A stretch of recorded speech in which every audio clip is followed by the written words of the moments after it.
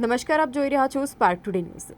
10મા આંતરરાષ્ટ્રીય યોગ દિવસની વડોદરા જિલ્લા કક્ષાની ઉજવણી પાદરાના ચાણસદ ખાતે કરવામાં આવી હતી। જિલ્લા કલેક્ટર, વડોદરા સાંસદ, પાદરા ધારાસભ્ય સહિત અનેક નાગરિકોને અને અગ્રણીઓ પણ તેમાં જોડાયા હતા। 10મા આંતરરાષ્ટ્રીય યોગ દિવસની ઉજવણી સાંસદ હેમાંગ જોશી, વડોદરા જિલ્લા કલેક્ટર બિજલ શાહ સહિત વડોદરા જિલ્લા પોલીસ વડા રોહન આનંદ, જિલ્લા પંચાયતના જિલ્લા વિકાસ અધિકારી મમતા હિરપરા સહિત બીએપીએસ સંસ્થાના અગ્રણી સંતોએ પણ યોગા અભ્યાસ કર્યો હતો। આંતરરાષ્ટ્રીય યોગ દિવસની ઉજવણીમાં પાદરા તાલુકાના અનેક અગ્રણીઓ સાથે અલગ અલગ વિભાગના સરકારી અધિકારીઓ સહિત 1500થી વધુ નાગરિકો પણ યોગા અભ્યાસમાં જોડાયા હતા। ખાસ કરી બીએપીએસ સ્વામિનારાયણ સંસ્થાના જે સંતો છે તેઓએ પણ યોગાભ્યાસ કર્યો હતો। પાદરા સરકારી વિભાગના અધિકારી સાથે જ વિવિધ સંસ્થાના અગ્રણીઓ, સામાજિક સંસ્થાઓ, કાર્યકરો સહિત ધારાસભ્યોએ પણ યોગાભ્યાસ કર્યો હતો। જિલ્લા કલેક્ટર સહિતના અધિકારીઓ સહિત નાગરિકો પણ ઉપસ્થિત રહ્યા હતા। 10 આંતરરાષ્ટ્રીય યોગ દિવસ વડોદરાના સાંસદ હેમાંગ જોશીએ પણ યોગાભ્યાસ કર્યો હતો। આજે આંતરરાષ્ટ્રીય યોગ દિવસ નિમિત્તે જિલ્લા કક્ષાનો કાર્યક્રમ ચાણસદ ખાતે નારાયણ સરોવર ખાતે ખૂબ જ રમણીય વાતાવરણમાં યોજવામાં આવ્યો।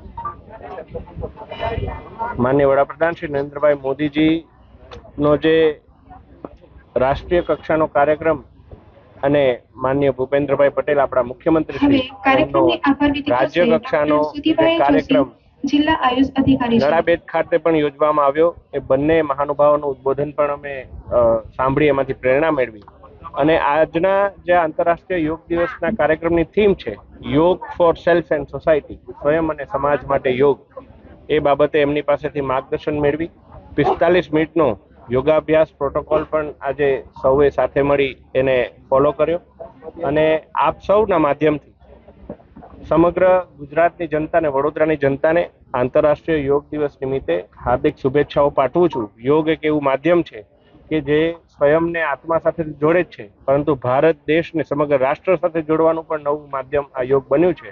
ત્યારે આપણે સૌ યોગાભ્યાસ કરી અને આપણા શરીરને વધારે તંદુરસ્ત રાખીએ એ બાબતે એક અપીલ કરું છું। આજે અલ્પાહારની વ્યવસ્થા છે, સમગ્ર વિશ્વને જ્યારે ભારત રાહ ચીંધી રહ્યું છે ત્યારે નરેન્દ્રભાઈ મોદીજીના પ્રયત્ન અને મહેનતથી 21 જૂનને આંતરરાષ્ટ્રીય યોગ દિવસ તરીકે માન્યતા મળી છે। એ દિવસે વડોદરા જિલ્લા કક્ષાનો યોગ દિવસનો કાર્યક્રમ ચાણસદ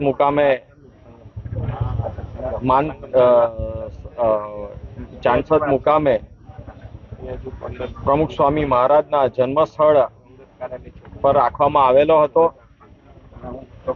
યોગથી આપણે સૌ સ્વસ્થ રહી શકીએ છીએ તે માટે સૌએ પ્રેરણા મેળવી હતી અને માન્ય નરેન્દ્રભાઈ મોદીજીનું વક્તવ્ય પણ સાંભળ્યું હતું, જેથી સૌને ખૂબ જ પ્રેરણા મળી અને સૌએ આજના દિવસે સામૂહિક યોગ પણ કર્યું હતું।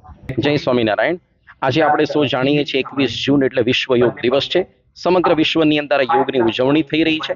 આપણા વડાપ્રધાન શ્રી એ પોતે જમ્મુની અંદર કરી રહ્યા છે, ગુજરાતના મુખ્યમંત્રી શ્રી પોતે નડાબેટમાં કરી રહ્યા છે અને આજે વડોદરા જિલ્લા કક્ષાનું આયોજન અહીંયા ચાણસદની અંદર પ્રમુખ સાંઈ મહારાજના પ્રાગટ્ય સ્થાન નારાયણ સરોવરની અંદર થઈ રહ્યું છે।